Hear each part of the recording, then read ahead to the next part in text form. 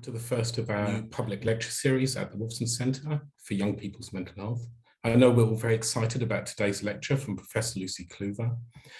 Before I hand over to Julia, who will introduce our first speaker in the series, I'd like to take the opportunity to say a few words about the Wolfson Centre. The centre was set up with funding from the Wolfson Foundation to deliver high-quality research around young people's mental health. It brings together experts from psychology, psychiatry, the social sciences, genetics, and data science, and of course a strong collaboration with experts across the UK and globally.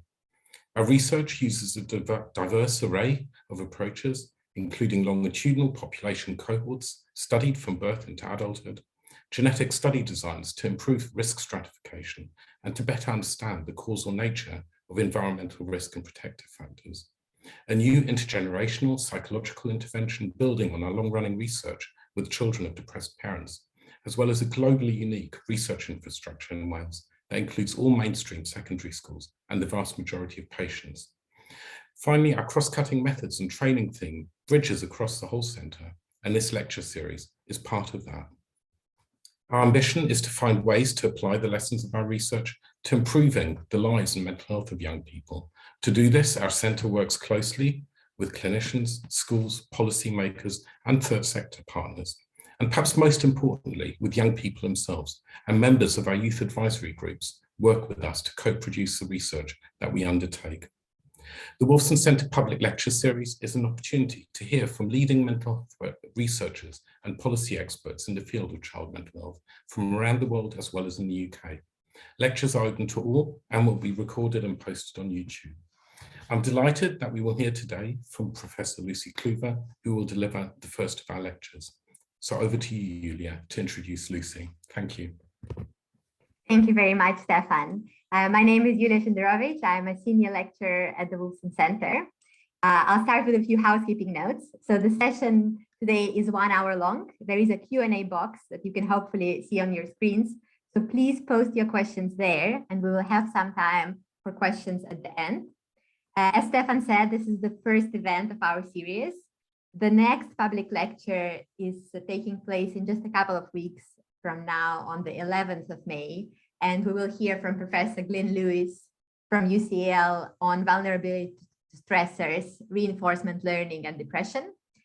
We also have a clinical spotlight series targeting clinicians starting out soon. And the first talk in that series will be delivered by Dr. Dasha Nichols from Imperial College London on 15th of June, with a focus on understanding the rise in eating disorders related to the pandemic. And we will copy the links to both of these events for registration in the chat. And now to the main reason we're here today. I am delighted to introduce the first speaker of our lecture series, Professor Lucie Cluver. Lucie is a professor at the Department of Social Policy and Intervention at the University of Oxford, and also the Department of Psychiatry and Mental Health at the University of Cape Town in South Africa. I have had the pleasure of knowing Lucie for over a decade now.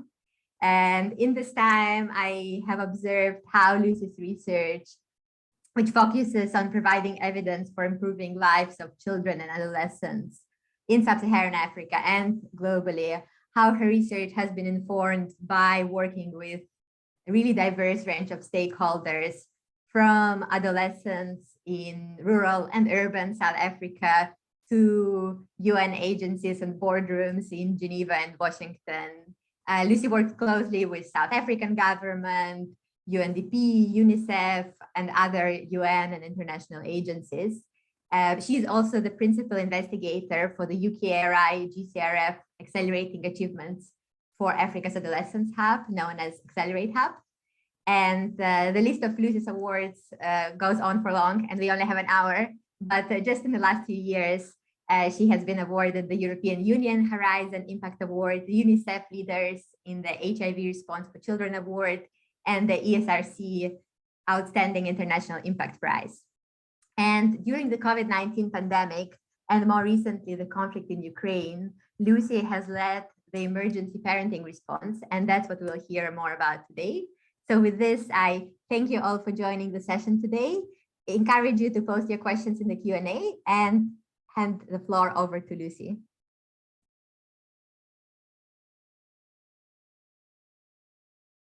And Lucy, you may be on mute. I am, but I have managed to get the slideshow up, hopefully. Well, thank you, Stefan and Julia. And what Stefan and Julia don't know actually is that the two of them are linked in my history of work, because I was lucky to work with Stefan about, I think between 10 and 12 years ago now, on a project in which Stefan said to me, what you really need here is cross-lagged models. And I remember thinking, that sounds incredibly clever, but I have no idea how I would manage to do those.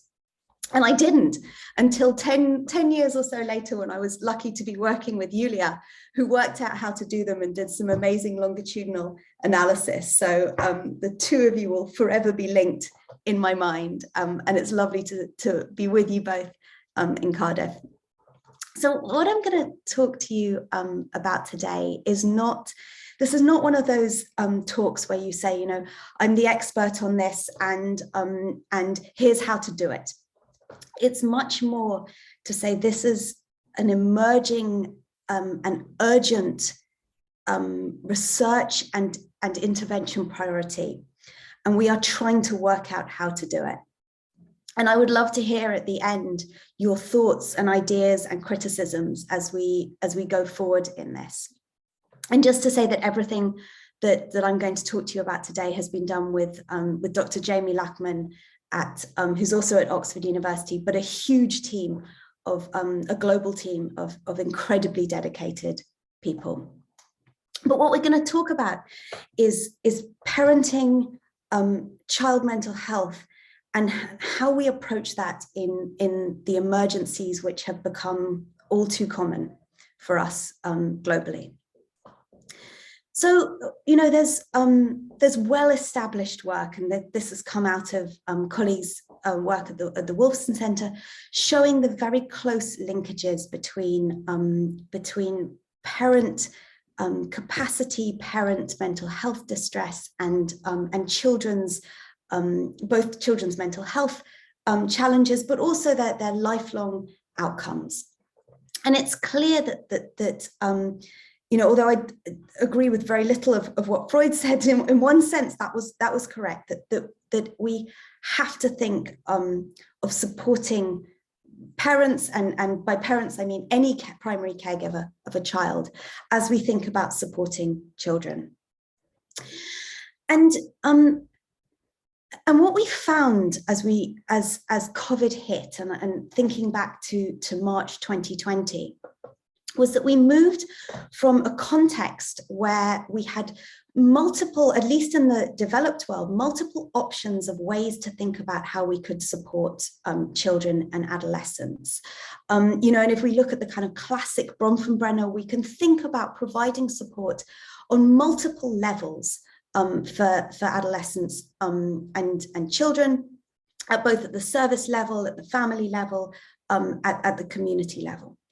And suddenly we moved into this, where the only people directly able to have communication and contact and engagement with children were their immediate family, their immediate household. As schools closed, most mental health and other kinds of services, including child protection services, closed, and people were largely confined to their households.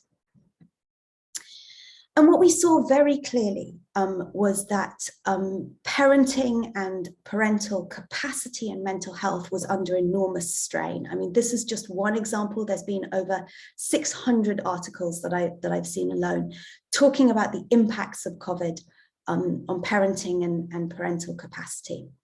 This is an example in rural Bangladesh, where a longitudinal model where they tracked outcomes for mothers, and we see sharp increases and linked increases in food insecurity, massive reductions in family income, and in depression and other mental health challenges.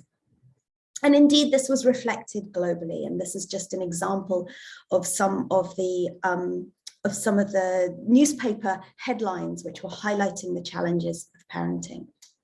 And I think for the first time, as you know, 1.8 billion children were left school and went home in early March 2020, there was this realization of how fundamental and how difficult parenting was.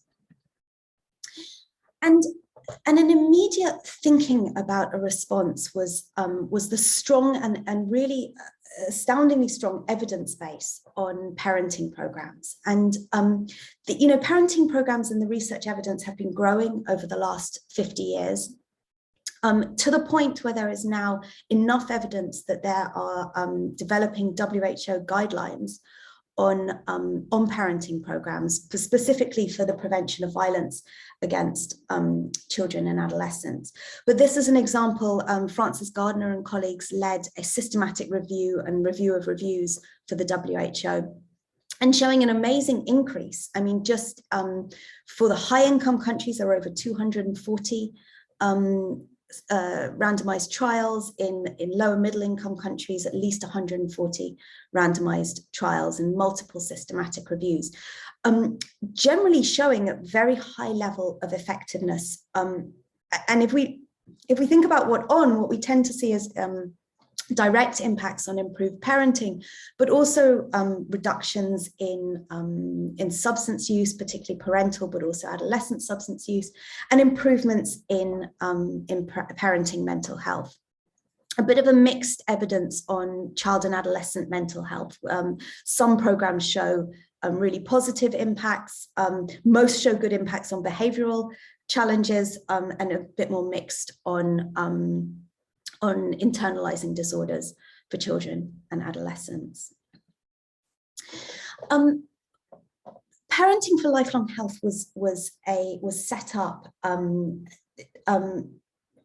quite an informally set up in around 2012, and really what it was and we have to say that there was nothing kind of groundbreaking and scientific about this.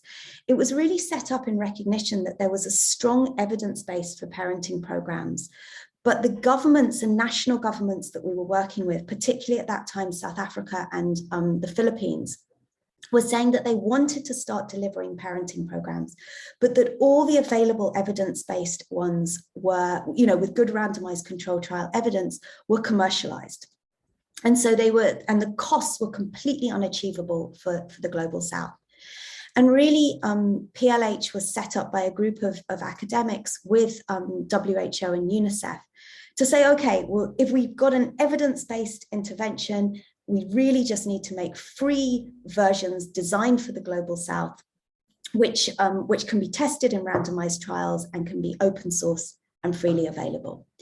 And within the last 10 years, there's now been 10 randomized trials of PLH programs, many of them led by Jamie Luckman, Frances Gardner, and Kathy Ward, showing very strong impacts and positive impacts. If we try and unpack those a little bit and we ask, what are these parenting programs? We should be really clear that kind of all the evidence-based parenting programs tend to say that they're different and special, but actually they're pretty much like, like Burger King, McDonald's, and Wimpy. They're all burgers, and all the evidence-based ones have the same content and are based on the same social learning, and to a slightly lesser extent, attachment theories. It tends to be the younger kid versions are based more on attachment theory.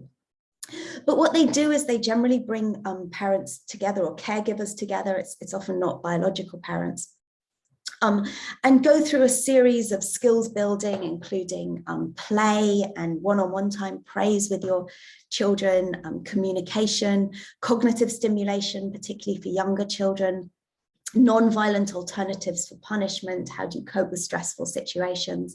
And there's, of course, for adolescents, there's often more of a focus on sexual and reproductive health discussions and safety in the community. And for younger children, there'll be more of a focus on parent-child engagement and stimulation, for example. All the evidence-based programs have very similar ways of delivering. So they tend to be non-didactic. They would have kind of active learning, role plays, modeling, discussions. All the effective programs tend to have home practice. And there's been some lovely kind of core components analyses, which have shown how important things like home practice are. And I think that's an example of a training program in the Philippines. And just for an example, and this is a cartoon from one of the new digitally developed programs, an example of one-on-one time where, you know, effectively it's about caregivers spending between 5 and 20 minutes a day of child-led play, where they're completely focused on the child, and has been shown to having extremely positive impacts on relationship building, and on unexpected things like children's school engagement and executive function. And there is, you know, good evidence from these randomized control trials, of which Julia was a lead on one of these in South Africa, showing these positive impacts. And I should say, when you jam it all into one slide, it looks like these parenting programs kind of all solve every problem. This is a bit of a combination. So not every program kind of has a massively positive hit on everything, but in combination, we see this whole range of positive impacts. And some of those impacts are unexpected. And some of those are unexpected and community driven. So for example, there was a real push from community members and advisory groups to include financial education and financial planning in the parenting programs, which we were very resistant to initially. Sorry, I should be on. I was very resistant to initially, because I thought, you know, you do a parenting programs and you don't mess around with other things. But actually, those were shown both to be highly effective, but also to contribute to outcomes like improved mental health and reduced violence. And there's been some cost effectiveness work, although not enough, showing that these programs are highly cost effective. That's a photo from South Africa. It might have actually been taken by Julia. And so we're back to March 2020, and the world of every family has effectively gone into crisis as parents are struggling desperately to work, to have enough money, to deal with the enormous level of anxiety and worry of COVID, with their children at home 24/7. And of course, the richer you are and the bigger your home, probably in some ways the easier that is. But what we saw was that families living in tiny environments and crowded environments, and in many countries unable to leave the house or home. And we really saw at that moment that there was a very urgent need to provide families with as much parenting support as possible to prevent the kind of levels and spikes of increase in violence that we would expect in these situations. And if you look back to things like Ebola, we see consistently that in health emergencies, there's a huge spike in child abuse and also in intimate partner violence, really because just people are on top of each other under very, very stressful situations. And so, one morning, we woke up and contacted some of our partners who we'd been working with on Parenting for Lifelong Health, and really wrote to them at 5 o'clock in the morning saying, we think we need to do something for parents. And can we convert the parenting programs, which we have, these group-based 12 or 14 session programs, into something that we can get out and reach people with as quickly as possible. And that began a sort of probably one of the most insane 10 days of our lives. As Jamie and I, it brought an instant collaboration together. By midday that day, we had this group of agencies committing to working together on this. And we rapidly adapted the programs into a kind of series of really simple, this is what they kind of look like, as simple as we could, distilled parenting advice, and tried to make it, I think a real challenge was making it global. So you had to try and take everything and make it so it could be read by anyone in any country. And I think there were things that we never, and also to be done during a COVID environment. So you couldn't advise, for example, if you were going crazy with your kids, you can't say go outside and take a few deep breaths, because many families couldn't go outside. You can't say sit down at the kitchen table together, because many families don't have a table. You had to really try and both distill and globalize and make COVID relevant. And then we had to share those with every single global agency who we were working with, who are all these folks, who then shared them with multiple teams within each agency. So for example, with just UNICEF, it went through at least 5 or 6. It went through the mental health team, the adolescent team, the early childhood team, the child protection team, the disabilities team, the COVID response team. So it would go through multiple teams, get multiple sets of comments, usually wanting to add 600 words for each. And then they would all come back to us and we would work on revising them. At various agencies, for example, CDC, it had to go all the way up to the director for approval. And so over a kind of crazy 10 days, we adapted and edited and improved these to make them able to be endorsed by all of these agencies. And then rapidly had to get them translated, and there was some extraordinary work done there. Ohad Green, one of our postdocs, went on Facebook and said, can anyone help with translations? And we had this incredible volunteer response, which we later built on by working with private sector. For example, Generali Insurance had a staff hackathon where they translated into another 40 languages.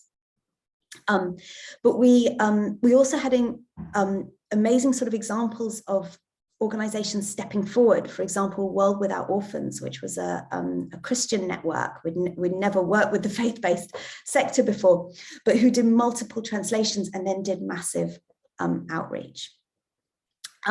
So within 10 days, we were able to release those. And what we saw was an amazing level of reach. And I think, one of the big risks we took, that was probably a good risk, reflecting back on it, was that we made everything open source. And of course, the terrifying thing about making all your work open source is that, of course, people can change it. You are saying, take this and do as you will. And what we said was, please keep to the evidence, but you can adapt this. And it's a huge gamble because, people can do malicious and, ideologically guided things with open source resources. But actually they didn't. What they did was have incredible levels of innovation. And so just as some examples, we saw, World Without Orphans developed pastor packs, put Bible verses to everything and shared it through faith leaders across the world, which was particularly important in countries where governments were unable to reach people, but people were still tuning in for their weekly, religious ceremonies. And we saw that also with Muslim leaders, with Buddhist leaders. Tibetan monks were handing out parenting leaflets with food aid. We saw a lot of direct work in refugee camps, for example. So food packages and parcels and food aid that was handed out would have parenting leaflets in it. We saw the Internet of Good Things in 64 countries made parenting advice freely available with no data costs. And we saw sort of unusual partners like the UN Broadband Commission, the World Economic Forum, kind of coming on board and engaging with their readership. And I guess this is just some examples on Malawian radio to 8 million people. You see on the left, healthcare workers in India, top left delivering parenting advice. You can see in Thailand, they made very beautiful versions that look completely different. At the bottom, there was national news in Pakistan. On the bottom right was door-to-door delivery of programs. That was in Montenegro. In the Philippines, there were little mobile carts that went around. There was also some kind of extraordinary innovation we'd never have thought of. For example, in Cameroon and in Laos, they turned the parenting tips into kind of public service announcements, which we helped them with. And then they put them on recorded them on data sticks, stuck them into loudspeakers, and people walked up and down through these kind of deserted villages, blasting out parenting messages to people who were unable to leave their homes. So we really saw this kind of incredible level of innovation. And we also saw that that level of innovation was truly global. There were 2 countries that we failed to reach, and they were North Korea and Equatorial Guinea. But in every other country in the world, we saw some uptake of these parenting resources. We tried really hard to track the reach, and I think that that's a real lesson, is just how hard it is in a crisis situation to understand what's our reach been. And we did these kind of incredibly complicated tracking processes using UNICEF's guidelines, which are quite harsh actually. For example, if an organization shares the resources on Twitter and Facebook, you're only allowed to use one of them in case someone signed up to both the Twitter and the Facebook of that organization. But I think we've learned some lessons now about tracking reach and how best to do it. For example, kind of not bugging your partners too much when they're trying to deliver services under these really difficult circumstances. We also did evaluation, and I have to say this is something that we have really not solved how to do, because we did a retrospective and some pre-post evaluation, qualitative and quantitative, from about 15 countries.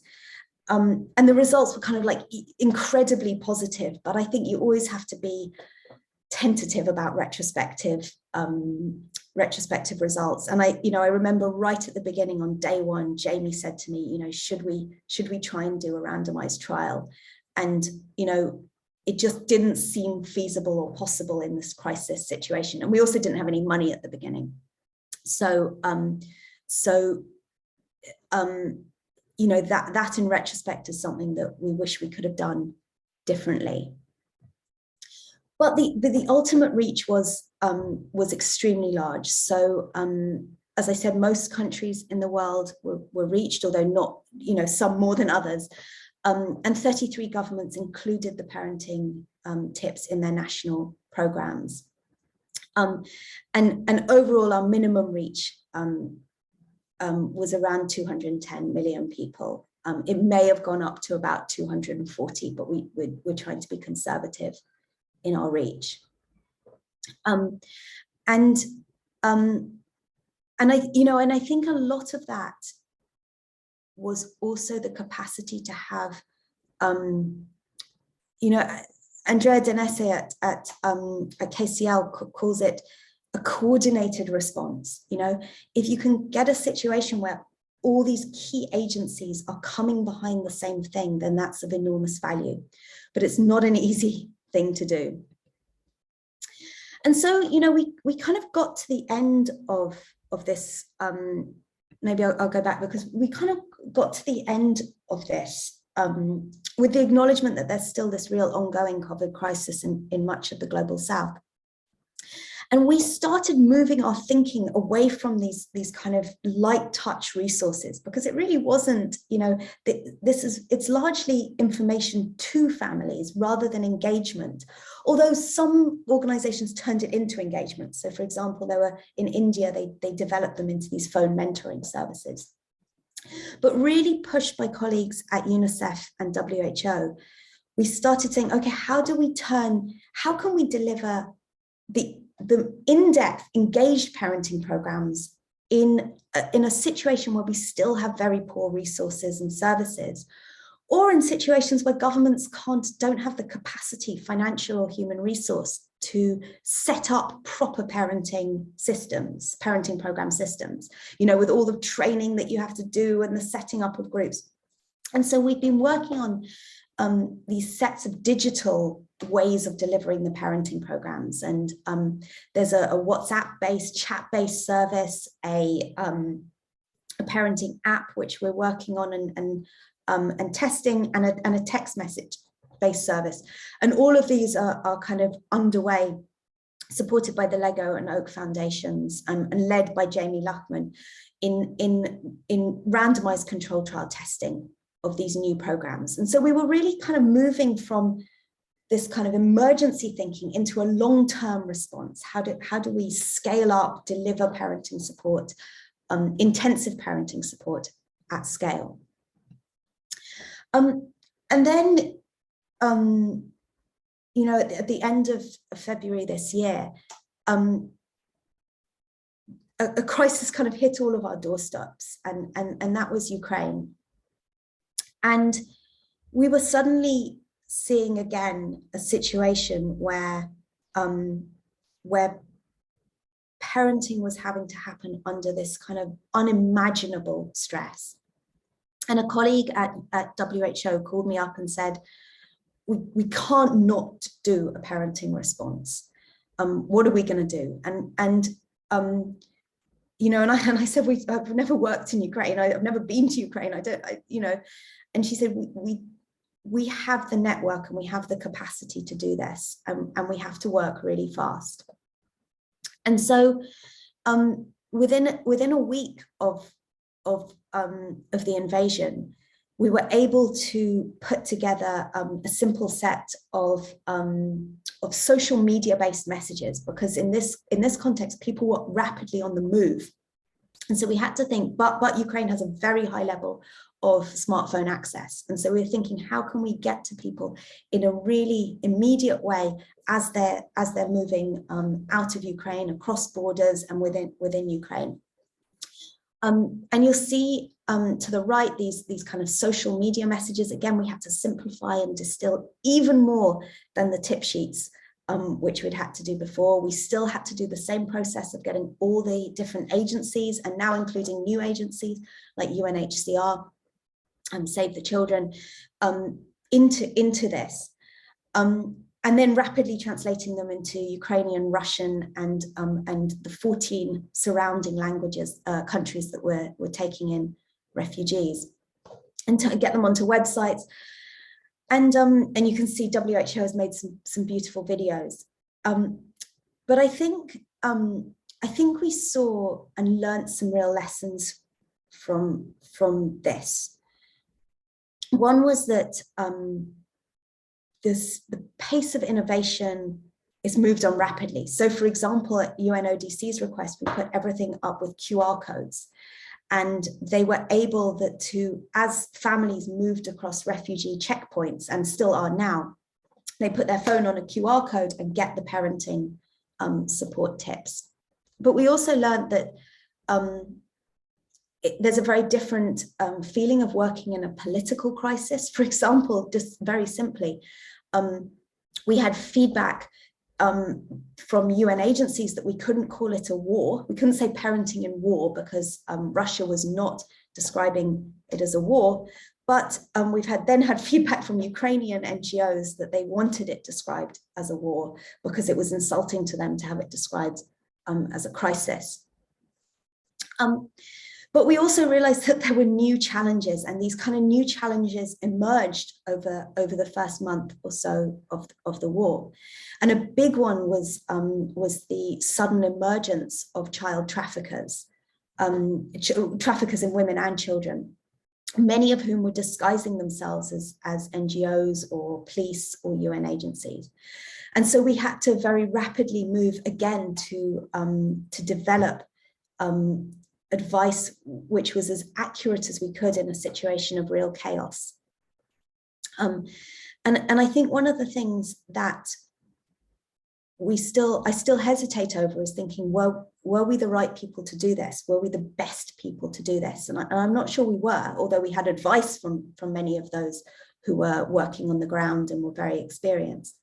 But I think we also saw that there was a kind of gap in the provision, that organizations like IRC, and we talked to them and they were really, really helpful in developing these, were saying that they could provide services once people were more settled and in refugee camps or in refugee context. But there is this gap in the urgent crisis of just reaching people and trying to reach families before the anxiety, the stress spiral into personal violence within the families. But I think this has really led us into thinking about what are our next steps, and something that a colleague of mine, Sang Awa, who led the Ukraine parenting response and has done incredible work. She sent me a map of global crises, global wars and humanitarian crises. And the map highlighted that the West's response to Ukraine had been far greater and more immediate than our response to Sudan, to Ethiopia, and to other crises that were perhaps further away in our minds, as well as in distance. And you know, and it made us question, why did we respond to Ukraine? Why haven't we responded to other crises, Afghanistan, that have happened, you know, in the last 2 years? And it's really made us think, can we and should we be setting up a humanitarian parenting response team, which is able to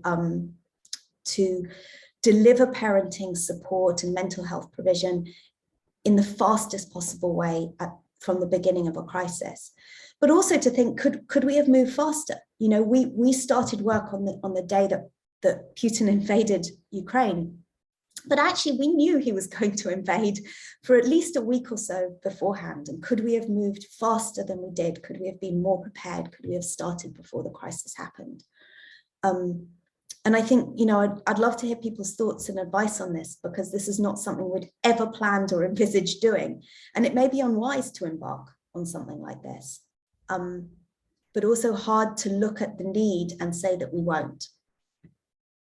And so I wanted to end by just briefly mentioning some of the big challenges that we still puzzle us and challenge us. The first is, how do you build up these rapid systems? And we, you know, Ihsan would be far better than me to talk about this and the team, but, you know, how do you build up a system where you can do translation, design, that the designers have been incredible, but work night and day, plan delivery mechanisms, put everything up on the web, make everything clearly open source, and build in local knowledge and coordination, which was fundamental. And, you know, and I have to say that a key person in here was Yulia, who was the first person I called for the Ukraine response and said, how can we help? And I suppose, and what do we do and how do we start? And huge credit, Yulia's mother gave invaluable advice at the beginning, but how do you set up those systems where you have immediate local input and not assume that local is homogenous, knowing that you're going to have a wide range of experiences and viewpoints? How do you build into working outside of our comfort zone? And as a researcher and a kind of quantitative, randomista, you know, we're suddenly working with faith-based communities. And you'll see these are some examples of the Ukrainian parenting tips with Bible verses that are being given out in churches throughout Ukraine. And how do you push yourself to think, how do we reach people and still do it in an evidence-based way? We also have to think about sustained impacts. You know, we may think, and I heard someone recently saying, well, now COVID's over. And I thought two things. First of all, COVID is not over for the vast majority of the global south, but also the impacts of COVID are not over. And this is very, very recent estimates developed by the Global Reference Group for Children Affected by COVID, using new WHO methods, which find that 10.2 million children have lost their primary or secondary caregiver as a result of COVID. And that will last them the rest of their lives. And so we need to be thinking, how do we support their families for the rest of their childhood and adolescence? And how do we provide that sustained support when one humanitarian crisis may be dimming? We also need to kind of somehow work out how we balance this challenge. And I think this faces all of us in working in child protection and child mental health, that we need immediate solutions, but the evidence is painfully slow. You know, we are setting up randomized controlled trials now that we won't have results of for another 3 years' time. And it feels so long and painful to do that process when we know that people need support and services far sooner than that. We also have to think, and the colleagues at UNICEF have really hammered this home to us, about not delivering services as kind of like, you know, parachuting in and delivering a single service, but rather embedding them within existing delivery systems for sustainability. And Jamie Luckman in particular has done incredible work on this, so has Francis Gardner in places like Montenegro. But thinking about, for example, in the Philippines, where they've embedded parenting programs into their national conditional cash transfer. So 4 million families are receiving parenting programs as part of their social protection system, embedding it into the health system or into HIV prevention system. We also have to think about how do you take an interagency response, which was enabled by an emergency, and make that sustained. And UNICEF, WHO, the Global Partnership, and ECDAN with us have brought together this idea of a global initiative to support parents. But of course, we find that whereas we could get things done really quickly at the beginning of a crisis, sustaining that now moves into a whole process of and sometimes painfully slow process of embedding within these very large agencies a collaborative and a coordination, which is which is always complex and cumbersome, but ultimately incredibly powerful. And there's enormous commitment to this, which is I think really positive. We also need to think about combination provisions. And, and I think one of the challenges in parenting, but also in child mental health, is that we're often sort of services that have to fight for attention. And so we say, we mustn't forget child mental health, we mustn't forget parenting.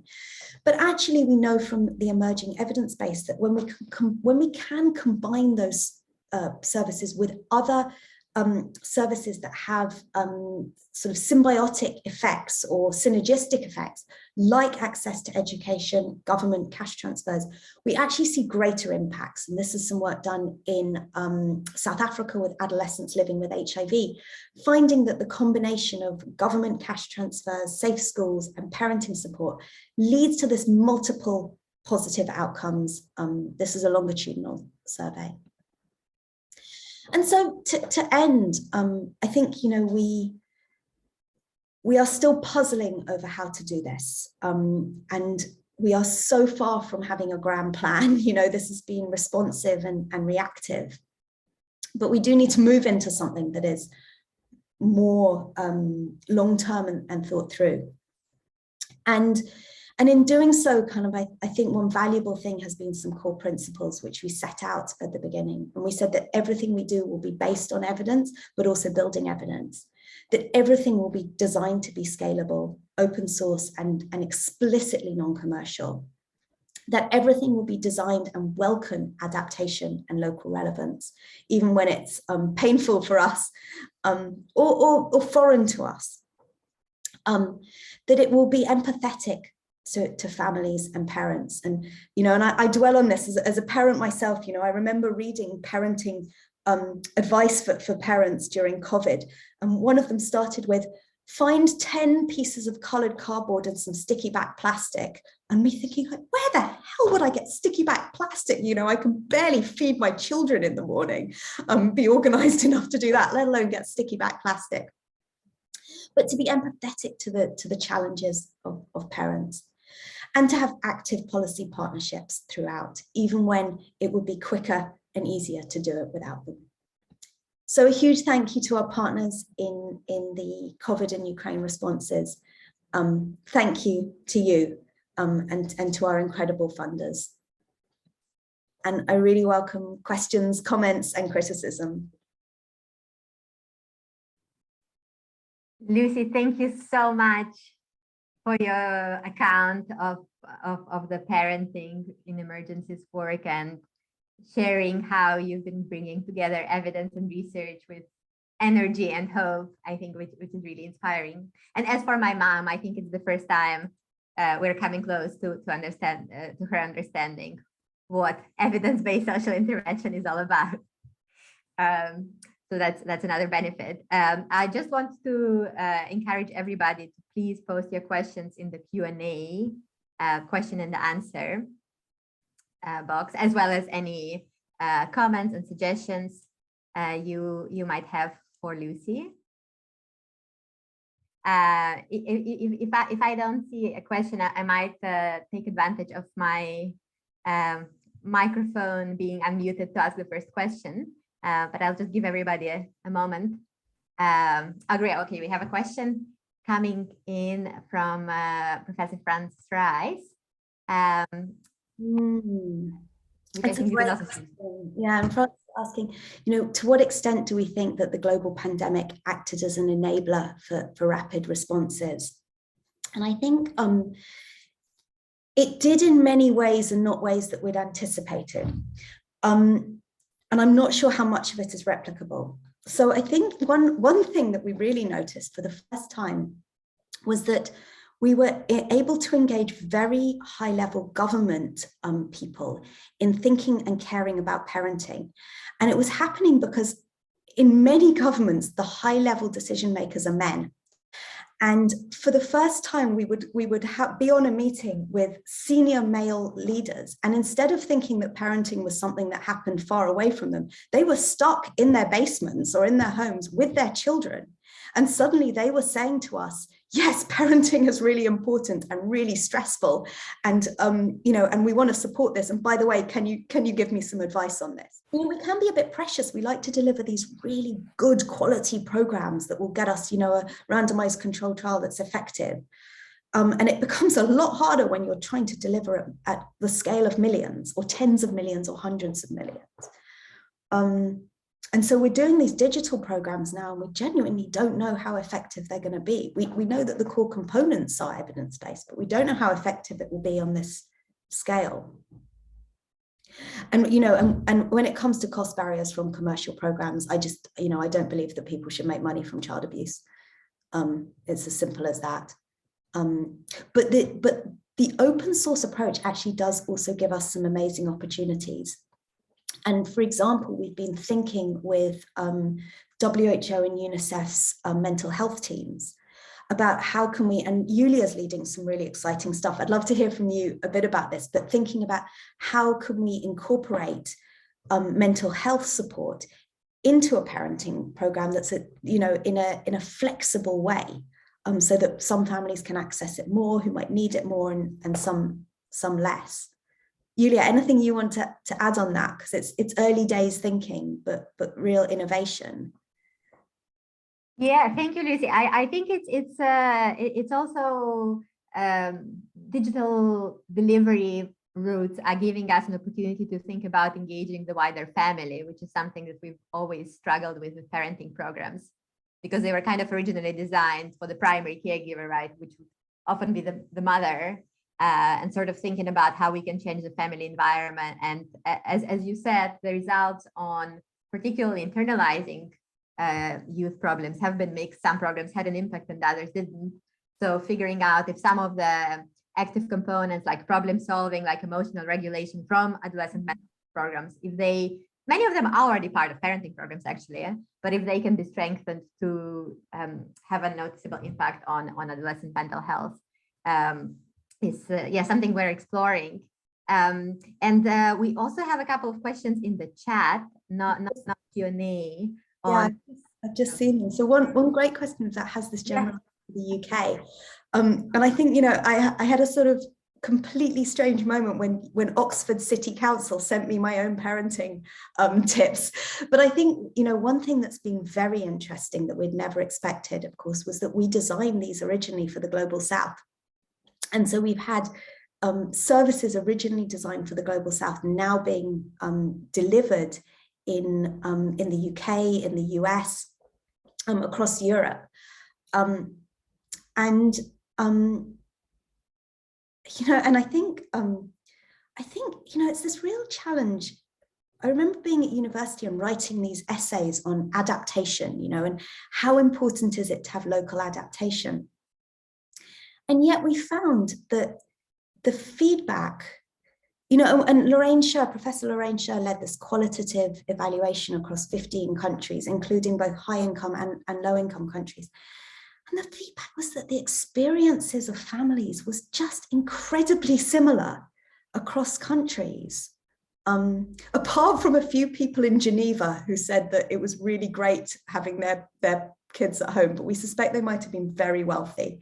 But really everyone was expressing these same emotions of intense frustration, the challenges of child behavior as children were in these very difficult situations, cut off from all the things that kind of temper children's behavior and mental health, cut off from their friends, cut off from school, cut off from services.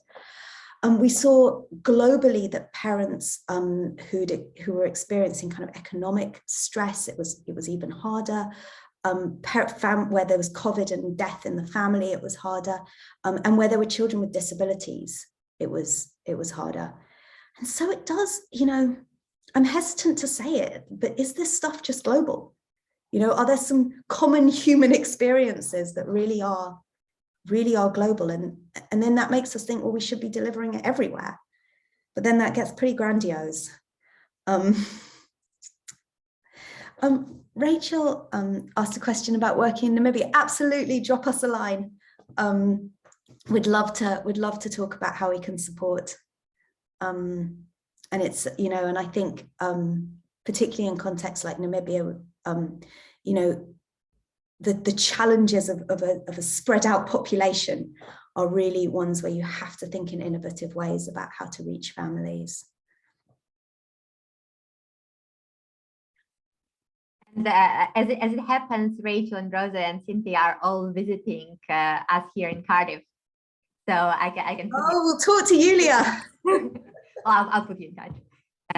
Yeah, thank you so much, Lucy, for your answers, and thank you everyone for the questions.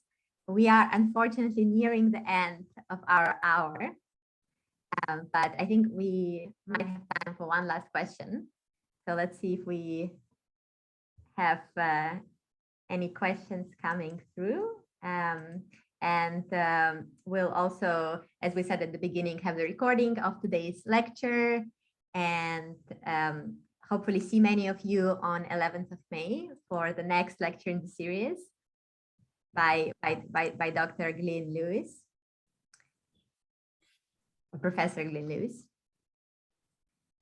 Well, can I end by just saying a huge thank you. Thanks for joining, and I hope the rest of the series goes brilliantly.